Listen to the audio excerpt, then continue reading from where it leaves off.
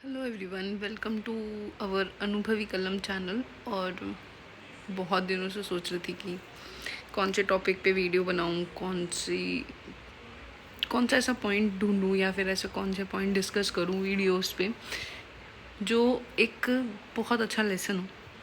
इससे पहले भी मेरी एक वीडियो है जिसमें मैं रॉ और अनफिल्टर्ड बातें कर चुकी हूँ, तो मैं वही कंटिन्यू करना चाहती हूँ और इसको पार्ट 2 कह सकते हैं, रॉ और अनफिल्टर्ड वीडियोस का। आज एक छोटे से पॉइंट पे बात करना चाहती हूँ। पॉइंट इज़ दैट कि क्या हमारे पेरेंट्स हमें सच में समझते हैं? बहुत सारे बच्चों का क्वेश्चन है।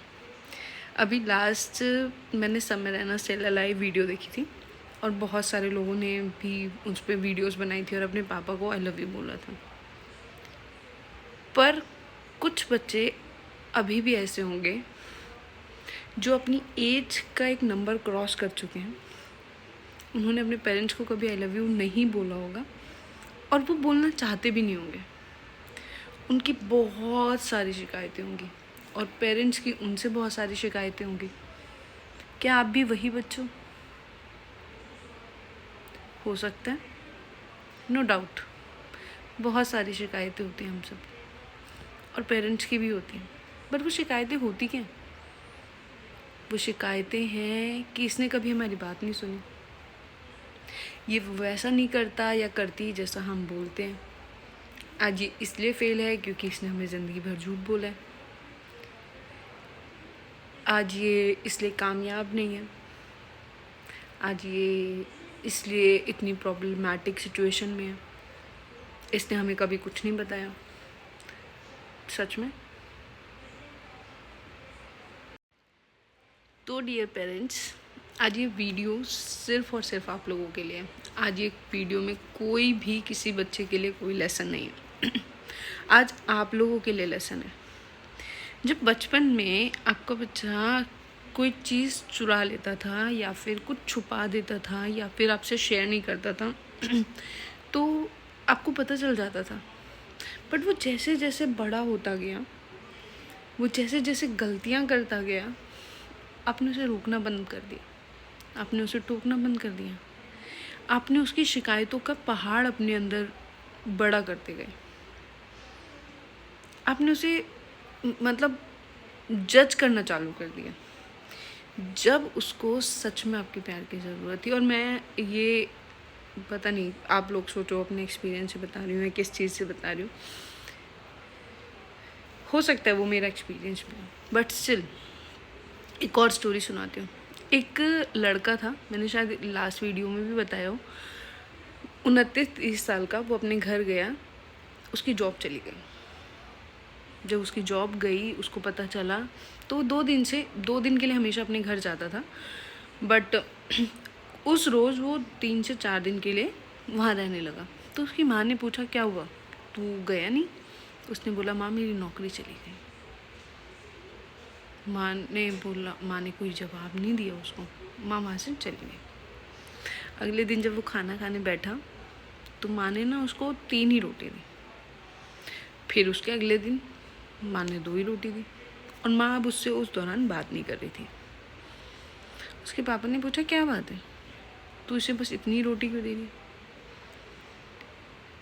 और ये इतने दिनों से यहाँ पर क्यों है? तो उन्होंने बताया, इसकी जॉब चली गई। तो माँ ने उसको कुछ नहीं दिया, मतलब माँ ने बताया कि जॉब चली गई। अब उसके पापा ने भी उसको जज करना चालू कर दिया। उसको ऐसा फील हुआ कि वो अपनों की नज़रों में गिर गया। वो अब किसी के एक्सपेंस नहीं उठा सकता, इवन उनके क्या, वो अपने भी नहीं उठा सकता। अब उसे कौन सपोर्ट करेगा? अब उसके लिए कौन खड़ा होगा? हालांकि उसकी शादी नहीं हुई, बट स्टिल कौन? डियर पेरेंट्स, आप कैसे जज कर सकते हो अपने बच्चे को? आप कहीं ना कहीं रिकॉर्ड्स में अपने प्रीवियस में जाओ और आप चेक करो कि क्या कभी आपने कोई गलती नहीं की क्या? कभी आप बात नहीं करना चाहते या अगर आप बात करना चाहते हो तो आपने कभी बात की क्या? क्या आपने खुल के बात की क्या? क्या आपने उसका पास उसके सामने बार बार बार बार बार बार दोहराना बंद किया? No, never. आपने उसकी गलतियाँ उसके सामने बार बार दोहराई हैं। शायद वो इसलिए आपसे बात नहीं करता, शायद वो आपकी बात नहीं सुनता, इसलिए आपने उसकी छोटी छोटी चीज़ें, उसके फेलियर्स जाके दूसरों को बताएं, जाके दूसरों के साथ डिस्कस किए, इसलिए वो आपसे बात नहीं करता, इसलिए उसको जजमेंटल फील होता है, इसलिए उसको हारा हुआ फील होता है। बच्चों के सुसाइडल केस इसलिए नहीं होते क्योंकि वो अपनी उम्मीदों पे खरे नहीं उतरे, इसलिए होते हैं क्योंकि वो अपने पेरेंट्स की उम्मीदों पे खरे नहीं उतर पा रहे। प्लीज़ समझिए, प्लीज़ रोक लीजिए उनको। अरे होते हैं बच्चों के फेलियर्स, 5 उंगलियां सेम नहीं होती, सब बच्चे सक्सेसफुल नहीं होते, खड़े होते हैं हम लोग उनके पीछे। तो होपफुली ये वीडियो छोटी है बट बहुत मीनिंगफुल है और आप सबको बहुत बहुत पसंद आएगी। Please like share and subscribe, अच्छी लगे तो प्लीज़ शेयर, और अपने पेरेंट्स को भी भेज देना या भिजवा देना इनडायरेक्टली, क्योंकि हम डायरेक्टली तो उनसे बात कर ही नहीं पाते, उनकी शिकायतें बहुत हैं। समय रहना स्टिल अलाइव में मैंने सुना था कि समय ने बोला था कि अपने पेरेंट्स से ना 5 मिनट से ज़्यादा बात करो, दिन में रोज़ बात करो। बट मैंने देखा है बच्चे पेरेंट्स से क्यों बात नहीं करते, क्यों हम अंदर ही अंदर घुट जाते हैं पर बताते नहीं हैं। कोशिश करो, रुक जाओ, एक बार बैठ के सुनो तो सही कि बच्चा फेल कहाँ हो रहा है, प्रॉब्लम्स कहाँ आ रही हैं, और तुम जज नहीं करोगे। अगर आप जज ना करो, अगर आप ऐसे पेरेंट्स हो कि आप जज नहीं करोगे, तो आप उनसे बात करना, नहीं तो मत करना। बस आज के लिए मैं इतना ही बोलना चाहती हूँ।